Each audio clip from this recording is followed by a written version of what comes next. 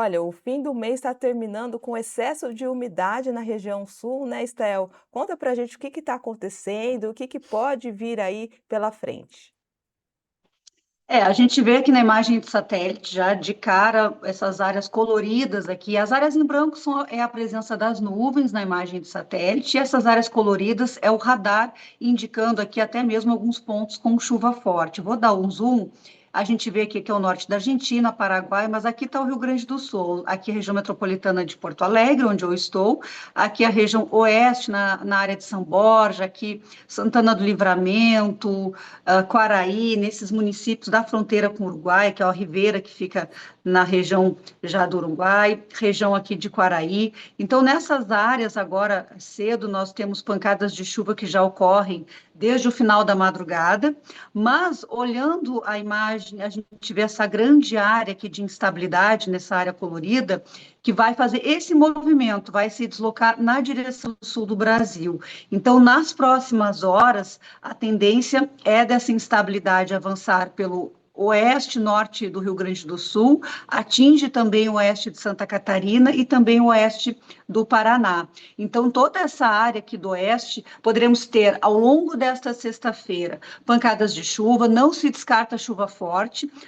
Vou mostrar no mapa aqui de chuva diária o que nós temos aqui de projeção, e tem uma área específica aqui do noroeste do estado que pode até ter volumes bem significativos. A gente vai desde São Borja até Três Passos, passando por Santa Rosa, uma área que já está preparando a terra e algumas áreas já começou o plantio do trigo.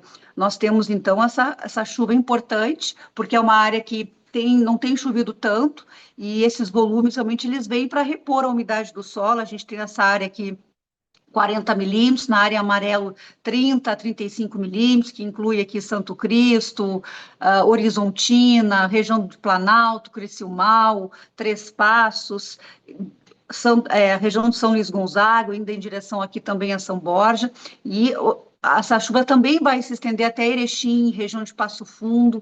Então, são vários os municípios que devem ter chuva hoje. E uma segunda área com chuva aqui, onde eu mostrei ali na fronteira oeste, Dom Pedrito, que fica na Campanha, Santana do Livramento, indo em direção a São Gabriel. Então, são várias as áreas no Rio Grande do Sul. Santa Catarina, a chuva bem mais restrita aqui, a região de Xaxim, Chapecó, parte do oeste, São Miguel do Oeste, vários municípios também com condições para chuva significativa. O Paraná terá ali na região de Cascavel, Toledo, algumas pancadas isoladas de chuva, mas para o Paraná a expectativa maior é para amanhã. Vamos colocar aqui a previsão, então, para o sábado, que a gente vê que a chuva ela avança mais aqui durante o sábado em grande parte de Santa Catarina, no norte do Rio Grande do Sul, e de forma isolada também vai impactar alguns pontos do oeste, sul e também do leste do Paraná durante o sábado.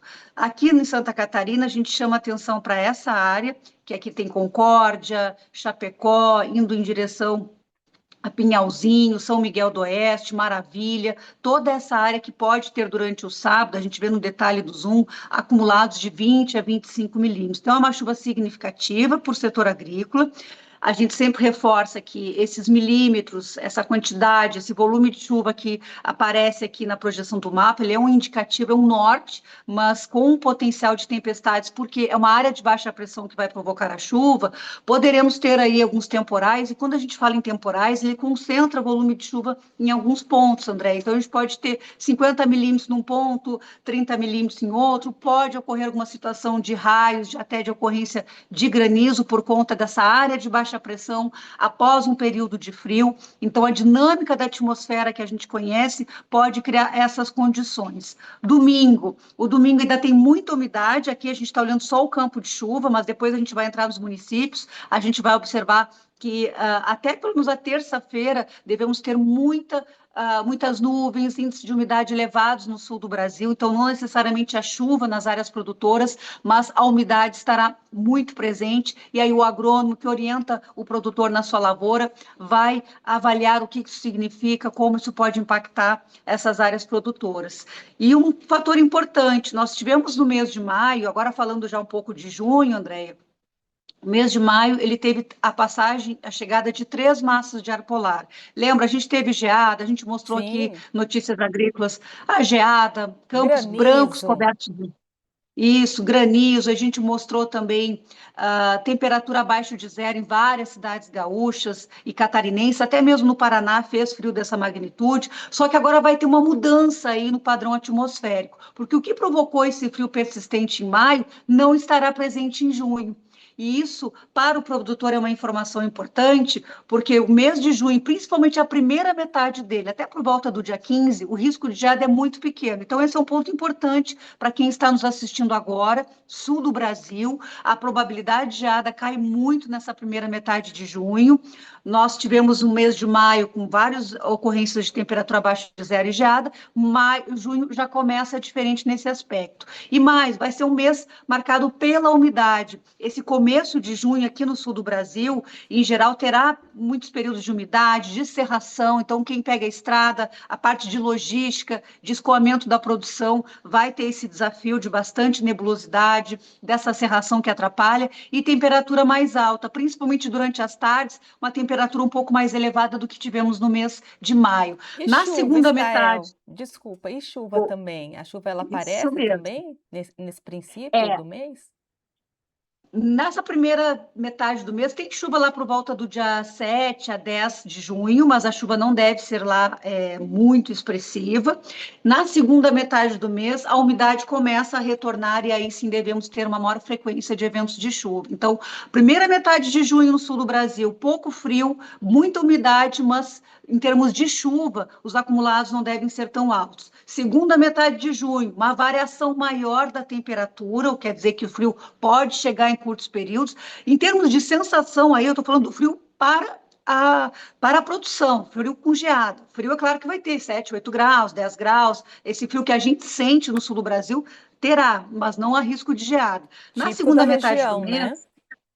oi? Típico da região mesmo. Típico, exatamente, típico da região. Agora, na segunda metade do mês, fica mais essa variação da temperatura no sul do Brasil, alguns episódios curtos de frio que podem trazer geada, e essa oscilação de temperatura vai favorecer a chuva. Então, mais chuva na segunda metade do mês. Quem quer acelerar o plantio agora, nesse começo de junho, essa é a hora, porque a chuva deve vir mais na segunda metade do mês. Andréia. Agora, você faz algum alerta? Você já trouxe a situação, né? Você tem algum alerta que o produtor rural tem que ficar mais atento aí nessa, né, nesse segundo semestre, Estael? O segundo semestre, de uma forma geral, a gente vai falar muito de El Ninho. A gente acredita que agora, no mês de junho, a administração de Oceano e Atmosfera nos Estados Unidos, que monitora semana a semana a condição do El Ninho, muito provavelmente eles vão anunciar o começo oficial do El Ninho. O que falta para esse anúncio, já que o oceano está mais quente? Falta a atmosfera começar a reagir ao aquecimento do oceano, que já é fato, já está acontecendo, já temos o aquecimento mínimo de El Ninho sendo registrado, mas a atmosfera ela demora um pouquinho para reagir. Então, provavelmente no mês de junho, a gente vai falar que o El Ninho começou. E aí as consequências aqui no sul do Brasil, elas vão acontecendo ao longo do inverno e principalmente nos meses de primavera. Então, julho e agosto a gente deve sentir mais os efeitos do El Ninho, com chuva acima da média. E nessa virada do inverno para a primavera, o El Ninho ele reforça a característica do sul do Brasil, que é a frequência maior de tempestades, com eventos extremos, com períodos de chuva volumosa num curto espaço de tempo, e junto aí os raios, as condições de vento e também de granizo. Então vai ser um ano desafiador, não só para a lavoura, mas também para as áreas urbanas, em razão da presença marcante do El Ninho, que será em 2026, e esse impacto ele começa agora, nesse segundo semestre, André. Provavelmente a gente vai falar mais do Paraná inicialmente, entre junho e julho, e depois se distribuindo esses impactos para todo o sul do Brasil. Certinho. É claro que a gente vai atualizando o produtor rural, né, com todas as informações, né, do tempo, trazendo tudo atualizado, né. A gente sabe que a previsão, assim, quanto mais próximo, né, ela vai ficando, assim, mais real aí dentro da que a gente pode trazer aí de informações para ajudar o produtor rural. Então, a Estel já trouxe esse panorama, como é que vão ser os seus desafios aí daqui pela frente. Agora, a Estel também separou alguns municípios importantes, municípios produtores, para a gente dar uma olhadinha. olhadinha. Vamos ver então, você falou, já tinha falado um pouquinho do Paraná, né, Estael? Vamos dar uma olhadinha então em Maringá, essa cidade bastante importante também para a gente? Vamos ver o que que a gente pode esperar de Maringá. Vou aqui para chuva e evapotranspiração. Essa informação, assim, nosso painel aqui recheado de informação. Até dei um zoom no painel aqui para a gente enxergar bem os detalhes. Então, aqui, quando que vai chover, se chove, qual a probabilidade, a intensidade aqui no nosso pluviômetro, onde, nesse raio de 30 quilômetros, a gente tem aqui um panorama que o produtor consegue ver 30 quilômetros, um raio de 30 quilômetros dentro da sua lavoura, porque a gente sabe que a chuva é uma variável que muitas vezes oscila dependendo do tipo de fenômeno que ocorre lá em Maringá. Então, para hoje não tem previsão de chuva, lá no mapa a gente mostrou que tem aquela instabilidade chegando, mas que deve pegar hoje mais Santa Catarina, Rio Grande do Sul. Para amanhã, também as condições de chuva são pequenas, as projeções aí indicam baixa probabilidade, zero, né? Probabilidade zero de chuva para amanhã. O domingo também não tem probabilidade de chuva. Olha, segunda-feira começa a aumentar essa chance, mas também a gente vai vendo ao longo da semana as condições de chuva para Maringá realmente são pequenas. A gente pode olhar também, deixa eu diminuir o zoom aqui para eu enxergar, o meteograma de 7 dias, porque ali a gente vai conseguir ver nesse painel também completo de informações para Maringá, a gente consegue ver mais coisas. A gente vê que a temperatura, o que nós esperamos de temperatura para esses próximos 7 dias em Maringá? A gente vê que as máximas ficam na casa dos 24, 25 graus e as mínimas aqui na casa de 14 a 15 graus. Então, geada não é risco, a temperatura também não tem extremos, mas ela sobe mais em relação ao sul do Brasil. Outra coisa que eu quero mostrar para vocês é que o gráfico de umidade, porque apesar de não ter previsão de chuva, a umidade ela não baixa muito, ela fica aqui no patamar de 60, 80% em todo esse período aí da semana que vem. A gente vai ver as nuvens, a gente vê nuvens esparsas e realmente confirmando que não há um cenário compatível com chuva na região de Maringá. Andréia. Vamos dar uma olhadinha também ainda dentro da região sul, o município de Erechim, no Rio Grande do Sul, por favor, Estel. Atenção, produtora, aí estamos chegando em Erechim, então atenção para as informações que a Estel vai trazer para você agora. Erechim fica no extremo norte gaúcho, quase ali na divisa com Santa Catarina, é uma área importante, produtora. A gente já observa que aqui tem indicativo de chuva, então atenção, hoje eu acredito que possa até passar alguma chuva forte ali pela região de Erechim. A gente vê que 71% de probabilidade de chuva, grande parte dessa chuva acontecendo da meia-noite, do meio-dia até meia-noite, então é da tarde para a noite que essa instabilidade cruza o norte do Rio Grande do Sul, a região de Erechim. Nosso indicativo no pluviômetro aqui é 7 milímetros. Vamos ver o que nosso painel aqui nos indica. Indica a chuva acontecendo mais para o final da tarde à noite mesmo, e uma chuva que deve cobrir toda essa área, esse raio de 30 quilômetros, ou seja, uma chuva distribuída na região de Erechim. Para amanhã, a previsão indica ainda a possibilidade de 56% de chuva, e olha que interessante isso aqui, é sensacional, que a gente vê esse painel que mostra os 30 quilômetros, o raio de 30 quilômetros, ele mostra que apesar de aqui no pluviômetro aparecer 0 milímetros, mas quando a gente amplia o olhar para esses 30 quilômetros, esse raio de 30 quilômetros, a gente vê que tem possibilidade de chuva nos arredores daquele ponto selecionado em Erechim. Aquela coordenada que eu coloquei ali nos arredores tem possibilidade de chuva às 3 da manhã, depois às 15, às 18 horas. Então, o produtor está na lavoura, ele olha em volta, ele vai ver que vai passar chuva pela região de Erechim em alguns trechos. Então, dentro da lavoura em Erechim, a chuva ela será irregular, mas algumas áreas serão beneficiadas com a chegada dessa instabilidade.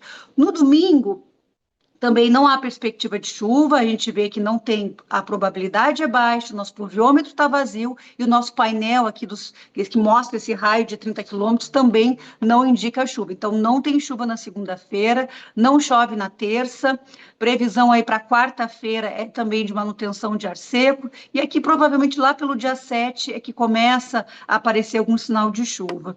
E aí eu vou para esse outro painel aqui, porque eu quero mostrar a questão da umidade, esse meteograma aqui, ele nos traz esse gráfico que eu acho muito interessante, que é o gráfico da umidade. Vejam, ao redor de 80%, principalmente aqui até o domingo. Então, serão dias aqui, a gente olha nos ícones, de muitas nuvens predominando, pelo menos até a terça-feira. Então, a chuva acontece mais hoje e amanhã em Erechim, mas depois as nuvens seguirão por lá, ou seja, o sol não aparece, aquela energia solar, a insolação que é tão importante para a fotossíntese, não aparece e o tempo fica fechado pelo menos até a terça-feira nessas áreas produtoras. Andréia.